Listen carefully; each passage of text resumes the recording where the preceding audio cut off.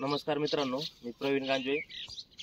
शेतकरी वाचवा माती वाचवा या अभियानामध्ये सनेसोबत काम करत आहे.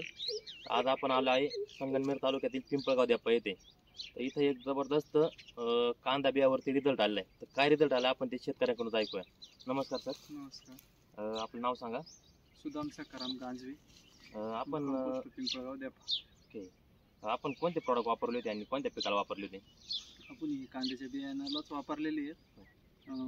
सन गार्ड वापरलंय, सनस्टिक वापरलंय, अच्छा, सन महाराजा वापरलाय आणि सॉइल केअर वापरलाय. याची खाली आपण आळवणी केली होती. आळवणी केली खाली. बरोबर. आणि मग त्याचा काय तुम्हाला रिझल्ट काय वाटला? रिझल्ट म्हणजे याची साईज मध्ये थोडी फरक झालाय बाकीच्यांपेक्षा. साईजही मोठी गोंड्याची. म्हणजे याला मधमाशीचे प्रमाण जास्त होतं. केमिकल औषध काहीच मारलेलं नाही वरून.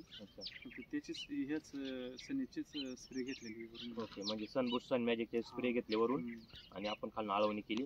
तर मधमाशीचं प्रमाण कसं होतं? मग भरपूर होतं. मग त्याने काय फायदा झाला? मधमाशीने काय फायदा झाला? परागी बघून झालं चांगल्यापैकी. आता म्हणजे पोकळ एकही असं दिसत नाही त्याच्यातली पाकळी. अच्छा, म्हणजे मधमाशी आल्यामुळं परागी भवन झालं आणि तुमचं हे बी गोंडा पूर्ण भरीव झाला आणि बियाची साईज वाढली.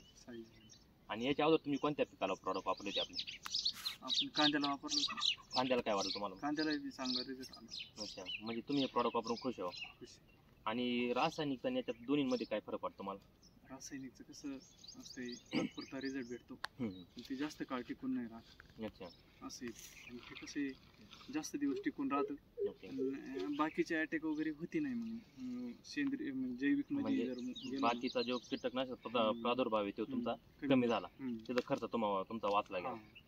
कारण झाडात जास्त सशक्तपणा जास्त असल्यामुळं त्याला अटॅक लवकर होत नाही. असा फरक. ओके. म्हणजे तुम्ही हे प्रॉडक्ट वापरून खुश आहे. धन्यवाद. चुकला धोका कसा काळजाचा धडधड वाढे संग. हे सपन है पहाटेच अधुऱ्याशा भेटीच इशारा दे नजरेचा.